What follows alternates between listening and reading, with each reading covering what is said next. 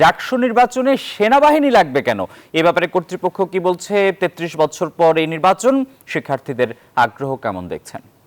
আসিফ টিপু, আপনাকে ধন্যবাদ। আপনি যেমনটি বলছিলেন, এই মুহূর্তে রয়েছে জাহাঙ্গীরনগর বিশ্ববিদ্যালয়ের সিনেট হলে এবং দীর্ঘ ৩৩ বছর পর জাকসু নির্বাচন হতে যাচ্ছে এবং আপনারা জানেন যে ৩৬ বছর পর শিবিরের যে ছাত্র রাজনীতি সেই বিশ্ববিদ্যালয়ের মতো জায়গায় আমরা যদি এখন দেখি যে সকালেই কিন্তু আপনারা দেখতেই পাচ্ছেন যে যারা প্রার্থী তারা কিন্তু এখান থেকে ফর্ম সংগ্রহ করছেন এবং ফর্ম সংগ্রহ করে কিন্তু যেহেতু আজকে দুপুর ২টা পর্যন্ত ফর্ম সংগ্রহ করতে পারবেন এবং বিকাল ৪টার মধ্যে আসলে জমা দিতে হবে এবং এই কথাই আসলে বলা হয়েছে। এবং সেনাবাহিনীর কথা যে কথা বলা হয়েছে যে নির্বাচন কমিশনার বলেছেন যে সেনা মোতায়েনের জন্য কিন্তু বিশ্ববিদ্যালয় প্রক্টর তিনি একটি আবেদন করেছে, আবেদনের প্রেক্ষিতে সেনাবাহিনী চেয়েছেন। এবং আপনারা জানেন যে এই বিশ্ববিদ্যালয় ৩৩ বছর পর নির্বাচন হতে যাচ্ছে জাকসুর এবং কেন্দ্রীয় ছাত্র সংসদ নির্বাচনকে ইতিমধ্যেই তফসিল ঘোষণার পর চূড়ান্ত ভোটার তালিকাও কিন্তু প্রকাশ করা হয়েছে।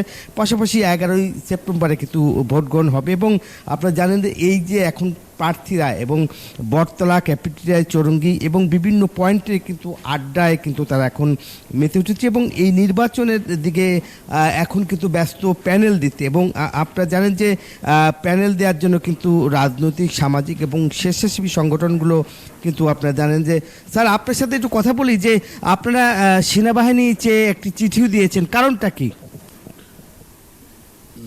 শুভ সকাল। আমরা আসলে বিশ্ববিদ্যালয় কর্তৃপক্ষ নির্বাচন কমিশনের অনুরোধে বাংলাদেশে যেহেতু এখন পুলিশের যে অ্যাক্টিভিটিসগুলো আছে সেগুলো অনেক কম, নিরাপত্তা ব্যবস্থাকে আমাদের বিশ্ববিদ্যালয়টি যে লোকেশনে অবস্থিত, একদিকে হাইওয়ে, আরেকদিকে হচ্ছে আমাদের গ্রামাঞ্চল আছে পশ্চিম দিকে। তো সব মিলিয়ে যেটা হয়েছে যে পুলিশের যেহেতু উপস্থিতি কম, পুলিশের অ্যাক্টিভিটিসও কম, তা আমরা চাই যে আমাদের নির্বাচনটাকে কোনো প্রকার নিষ্কলুষ করার জন্য এবং নির্বাচনটি যাতে সুন্দরভাবে সম্পন্ন হয়, সেখানে যাতে কোনো প্রকার পেশি শক্তির অপব্যবহার এখানে না ঘটে।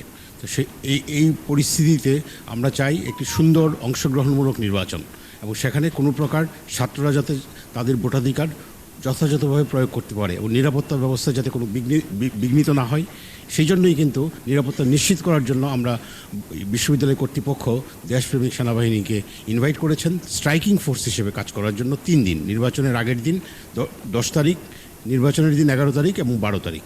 আমরা আশা অনেক ধন্যবাদ আপনাকে, যেমনটি আসলে বলছিলেন। এবং তারা কিন্তু সেনাবাহিনী চেয়ে একটি পত্র দিয়েছেন। এই ছিল আমার কাছে জাহাঙ্গীরনগর জাকসুর সর্বশেষ। দাসপুল, আপনাকে ধন্যবাদ।